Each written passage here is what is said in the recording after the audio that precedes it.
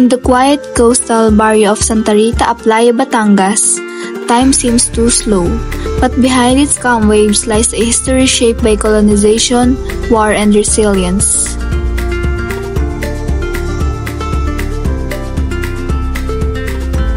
The barrio is named after Santa Rita, a saint, with the playa added to distinguish it from Santa Rita proper and because of its location near the sea. Before 1872, it was part of the main barrio of Santa Rita. It was officially separated in 1872 by Spanish officials. The first appointed teniente was Mariano Hernandez. The people have progressed in every way with the influence of the Americans after the past World War.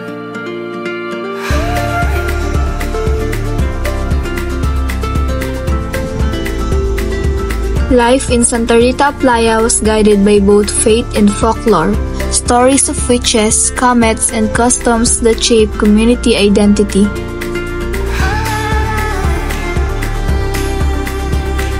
When the Americans liberated Batangas in 1945, the U.S. Army built a base here. Houses were moved westward to Danglayan, Bawan, and residents returned only after 1952.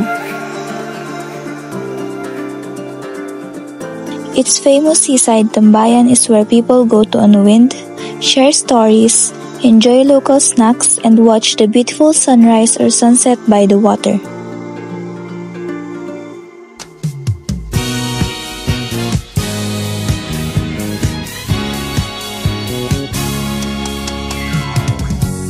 Mula dito sa Santa Clara, Ihabensala na yan! Nandito kami ngayon sa Santa Rita Playa. At nakikita nyo? Nakikita nyo ba yan? Alam nyo ba na matagal na yan? Itong tao na ito, itong syudad na ito ay nandito since Spanish era. At ang first teniente ng Barangay Santa Rita Playa ay si Mariano Hernandez. Sino nga ba si Mariano Hernandez? Ating kilalanin sa susunod na kabanata. Tara na! The barrio remained peaceful during the American period, but war returned in 1941. At the outbreak of World War II, most people evacuated, notably to Mindoro. Ano ba pangalan nito? Romer Ilaw. Romer Ilaw. Yan. Way back 1997, 1994 na para na. Yan. Hanggang doon yung barangay na ito, hanggang doon pa sa makaliban sa pier na yan. Tapos ay tinayo yung first gas, inilipat doon. Nabali nakatatlong relocate yan. Isang St. Martin, isang Prefab, tsaka isang San Lorenzo. Tapos ito naman ang sinunod nila. Ginawa nilang project. Ito. Kaya ang ginawa lamang ito parang pinakatulong sa residente para in case na may bago, hindi siya pumapasok masyado. Pero naabot din yan ng tubig pagka lumabas. Thank you po. Dito naman ining ako lumaki. Dito po kayo lumaki. Narinig niyo po yung kwento na ano po, dati daw po itong parang napag-alahan po ng Spanish colonization po. Naku, hindi na namin naabot. Yung Spanish colony yan. Hindi. Lolo ka na po. Pwede. Ano po sa mga hapon po? Yung mga kwento lang ng lola ko. Ano po? Parang hindi naman ito nadating ng hapon. Kaso yung mga taga nitong iba. Paraya, katina eh. Nandun yun. Yung dito sila nag-evacuate. Yung iba lang ha. Apo. Yung iba nag-stay dito. Para naghintay na lang kung anong magiging balita. Tapos bumalik na dito. Salamat po, sir. Ako si Lizelle Ocampo. Bali, 18 years na akong barangay secretary ng Barangay Santa Rita Playa. Nag-start ako ng 2007 until now. Ako pa rin yung barangay secretary. So, ako naman ay bilang barangay secretary ay ako yung nakakatulong sa barangay para sa ikagaganda at ikauunlad ng barangay. Nandito po kasi kami because gawa po ng Aplaya. Gagamitin po namin siya for our filming po. Baka naman po kayo ay may naririnig or natatandaan na balita po about sa mga World War II po, yung Spanish colonization po about po sa Aplaya.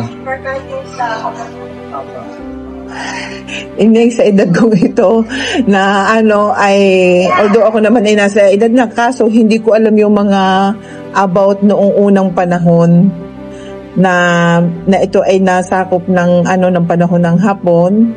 Pero yung natatandaan ko lamang, kasi ang Barangay Santa Rita Aplaya is prone dito sa tsunami and itong storm surge.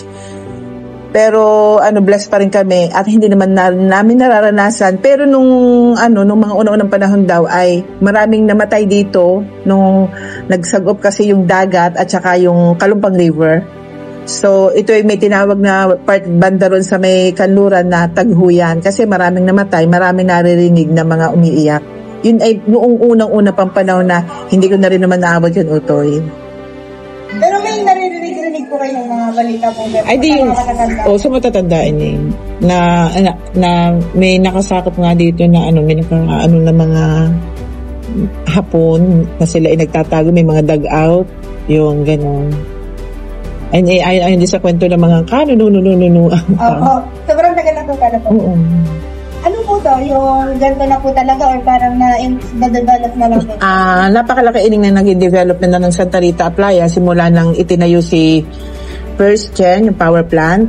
Kasi ito ay 70% ang nasasakupan ni Santa Rita Aplaya, 30% si Santa Rita Calzada.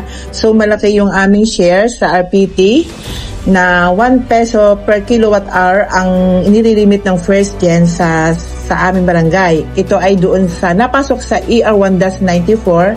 Doon kami kumukuha ng funds para makapagpa-implement kami ng mga projects. Katulad nitong court, ito ay sa ER1-94 din, gawa ni First Gen. Tapos yung sa dagat, may seawall doon, parapet, ito galing din sa pondo ng ER1-94. So, mas malaki ang improvement ng barangay simula na itinayo yung planta. Ano po yung mga challenges po na nakakaharap?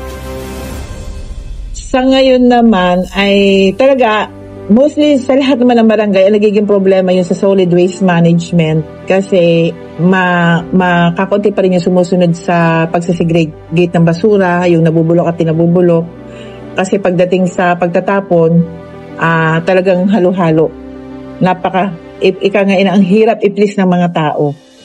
Kaya kaming nandito sa barangay, kami yung inaano ni Pangulo na sa inyo pa lang na empleyado, tayo ang magiging model ng barangay. How po during po mga typhoon? Ano pong mga... Okay, sa typhoon ining, nung una, wala kasi yung yung parapet na yan, yung boulevard seawall. Nung una kasi, wala yan. So, yung alon, lalo na during typhoon, malapit talaga sa bahay namin. Talagang yung alon, sumasakalob sa bahay, yung mga basura, pasok. Pero nung magawa naman si seawall, na talagang naging safe yung aming lugar. Tapos, sa storm surge, nagkakaroon ng daluyong pero hindi naman yung gano'n na kami ay magkakaroon ng takot na dito ay kami ay masasakluban ng hindi naman. Kumbaga dahil nga ng boulevard, kaya kami ay kampante. May mga po yung mga superstitions po dito na nakalakihan? May mga superstition, yung mga paniniwala? Opo.